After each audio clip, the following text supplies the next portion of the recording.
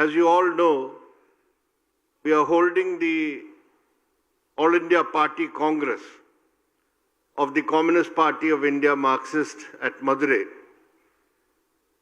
And on this occasion, when we are discussing the important developments in the national political situation, we felt it necessary to hold this seminar on the attacks on federalism and the defense of states' rights. And it is with great happiness that we have today as our three keynote speakers,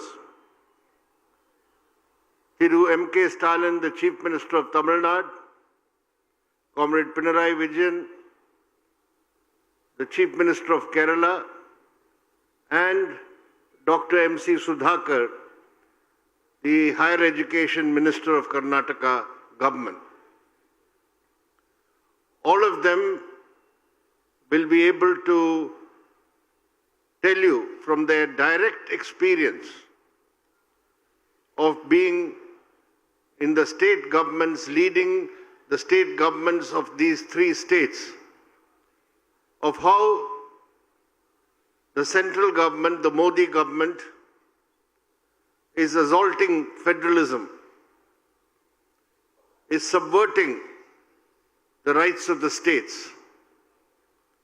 So, I shall not speak at length on this subject, except to point out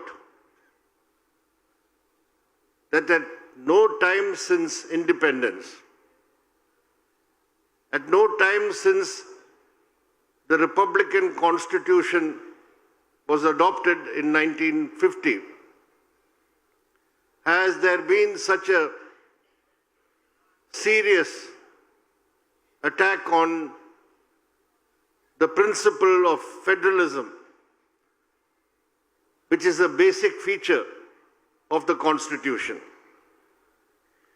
Today, every aspect of federalism in our country, of center-state relations, whether it be political, whether it be economic, or whether it be fiscal, the central government has been systematically undermining the federal principle enshrined in the Constitution. As Comrade Balakrishnan mentioned, the Constitution says India is a union of states. But today, the states which comprise the Indian Union are being reduced to a subordinate status. Today, the states and their elected governments have to go as mendicants before the center to get resources and funds for their state, which is their due right under the Constitution. What is to be divided between the center and states, the resources, that is also being systematically violated. We also seen how elected state governments are being interfered with. We are seeing the role of governors. You have the experience of the governor in Tamil Nadu.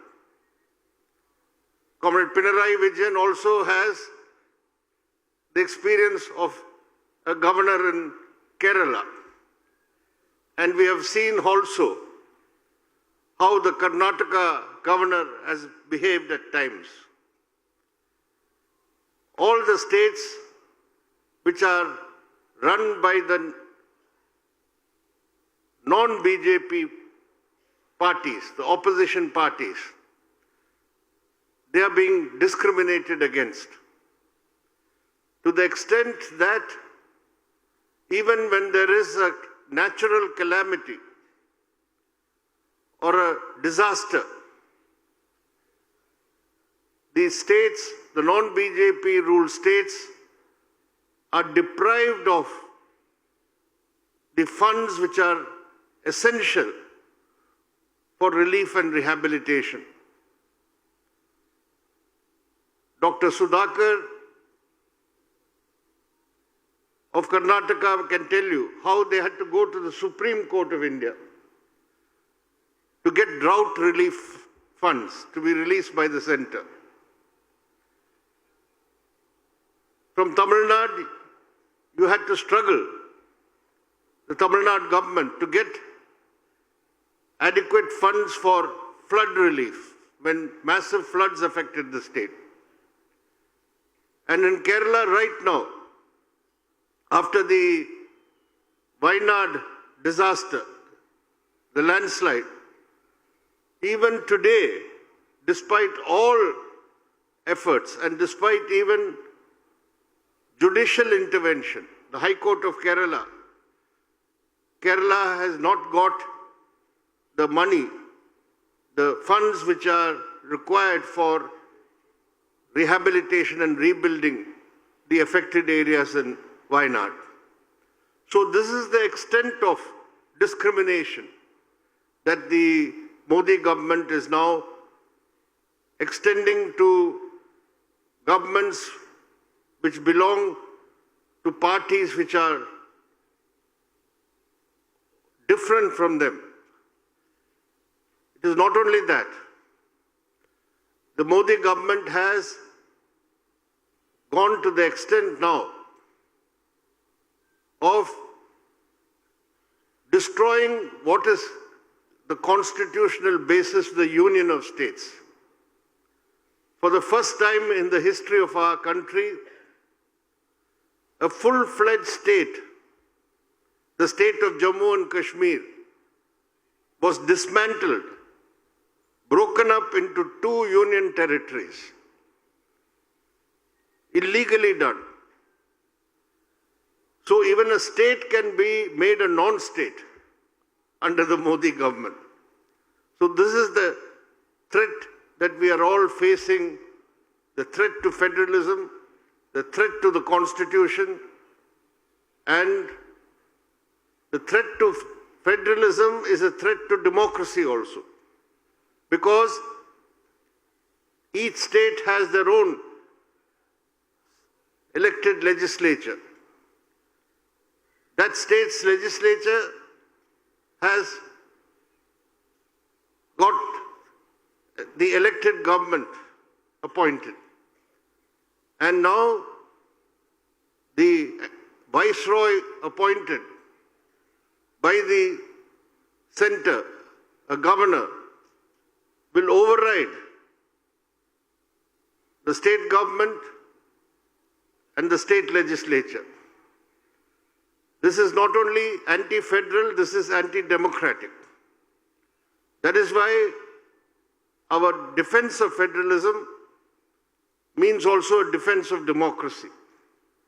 And it is a good thing that the state governments which are being led by the opposition parties, and 3 of them are present here today, the representatives of 3 such governments, they have started to work together, to join hands, to take up the fight to defend federalism and to defend state rights. The Chief Minister of Tamil Nadu took the commendable initiative recently on the question of the forthcoming delimitation of constituencies for the Lok Sabha and state legislatures.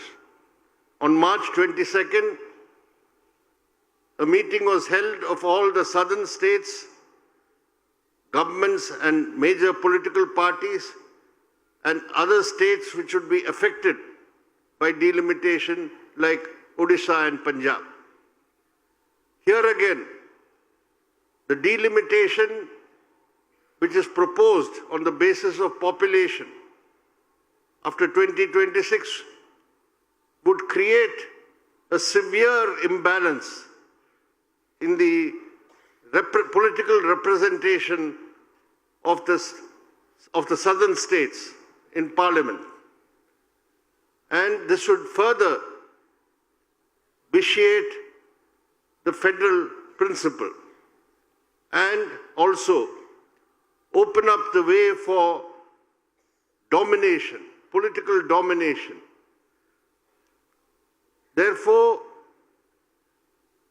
such initiatives as what happened on March 22nd, the Joint Action Committee meeting for a fair delimitation, what happened, I think, in Bangalore some weeks ago against the draft UGC regulations, which are going to mean that state-run universities are now going to be dictated to.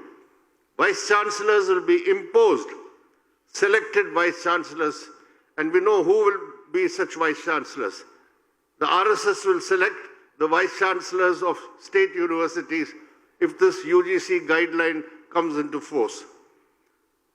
Subsequently, in Trivandrum, a wider meeting of higher education was held. So, the way forward is for all the non-BJP state governments to put up a united front to defend their rights. And not only the state governments, but all secular and democratic forces, all secular and democratic parties which have faith in democracy, which have faith in secularism, and which have faith in federalism. We should all come together to carry this fight forward, because this is a fight for keeping India united. This is a fight for taking India forward on progressive, democratic and secular lines. So I hope that out of this seminar, we will have a greater and a better understanding of how to carry this struggle forward. Thank you very much.